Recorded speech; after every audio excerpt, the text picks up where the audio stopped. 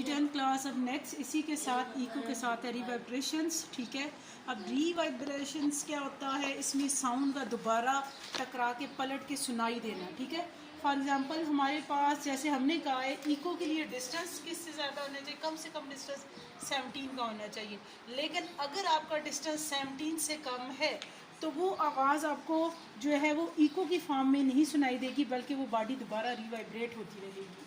ठीक है, सो ये प्रोसेस क्या कहलाता है, रिवाइब्रेशन कहलाता है। डेफिनेशन इसकी क्या है, reverberation is the collection of reflected sound. इसमें क्या होता है, रिफ्लेक्टेड साउंड होती है from surface in an enclosure like auditorium. ठीक है, किसी भी सरफेस, किसी भी क्लोज रूम में जो रिफ्लेक्टेड साउंड को एक जगह कलेक्ट कर दिया जाता है या इकट्ठा कर दिया जाता है, वो क्या कहलाता है, रिवाइब्रेशन। ठीक है, so when the reflected surface is at a distance less than 17, अगर आपका डिस्टेंस लेस देन 17 हो away from source of sound, then echo follows. So close upon direct sound that they cannot be distinguished. अगर आपका distance जो है 17 से ज़्यादा है तो इको सुनाई देती है, अगर लेस है तो आपको ओरिजिनल साउंड में आप फ़र्क महसूस नहीं कर सकते। ठीक है, वो आवाज़ें बार बार आपको सुनाई देती हैं, आपको आवाज़ सुनाई, ओरिजिनल आवाज़ समझ नहीं आती, आप कन्फ्यूजन का शिकार हो जाते हो, आपको दोबारा वो वाइब्रेशन हो जाती है। ठीक है, बट ये कहते हैं speaker and singer in concert hall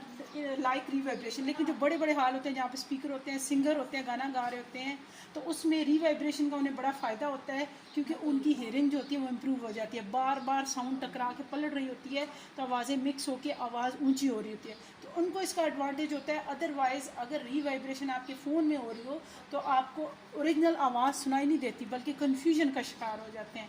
तो वो प्रोसेस जिसमें ओरिजिनल आवाज़ सुनाई ना दे और डिस्टेंस आपके पास लेस देन 17 हो, उसमें बॉडी दोबारा रिवाइब्रेट होती रहती है और ओरिजिनल आवाज़ सुनाई नहीं देती, इसे क्या बोलते हैं, रिवाइब्रेशंस बोलते हैं। अंडरस्टैंड।